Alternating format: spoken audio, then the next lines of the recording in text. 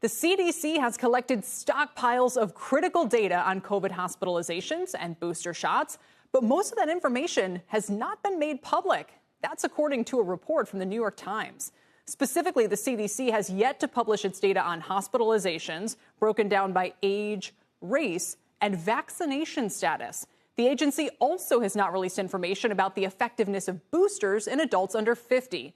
A spokeswoman for the CDC told The Times the agency has been reluctant to release certain data because they fear it could be misinterpreted. Dr. Naheed Bedalia, now founding director at the Boston University Center for Emerging Infectious Diseases Policy and Research. She's also an NBC News medical contributor. Doctor, good to see you again, and help us understand how this data would be helpful to local officials. Yeah, Kelly, I think having timely data in a pandemic allows states, cities to make timely information and policy, right? To say which population is at risk, which population could use a booster more quickly, who should we target? But I think here the issue is twofold. One is that we have an underfunded and outdated public health data system and a problem that was preceded the pandemic. And the pandemic has only exacerbated it because the CDC needs to take the slow-moving collection at the hospital levels, at the state levels, collate it, collect it, make sure it's accurate, and then interpret it. All of that takes time, right? So the second issue is that what they've said is that they want to make sure that this is ready for prime time. They don't want to share it, given that there's so much misinformation before it's ready out there, so that it could potentially cause confusion.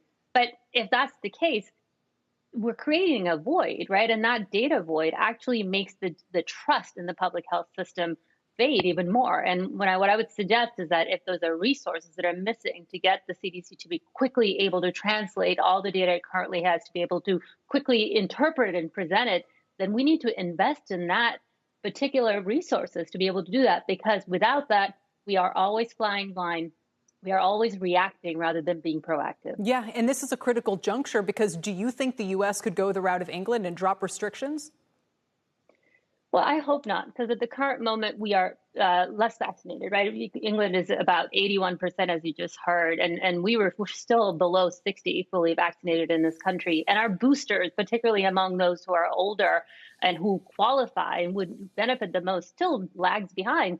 To me, the thing that concerns me about England's plan is that they're taking away the two things, right? The testing and the isolations that would continue to keep eyes on the ground in case there's a new variant, right? It's almost as if the threat of COVID is gone. And although we are in a better place, absolutely, and we should be rolling back on some of the public health measures, such as mask mandates, particularly in areas that are high vaccinated and the cases are low, by simply saying we're going to take away our ears and eyes, we're leaving ourselves vulnerable for when the cases might increase again. And testing absolutely is necessary for that. And I think, particularly isolation and keeping people who are vulnerable, people who are sick out of the population where they may infect other people is another step that I think goes too far in the current phase of the pandemic. Yeah, and certainly having access to all the data to help make these decisions would be vitally important. Doctor, thanks.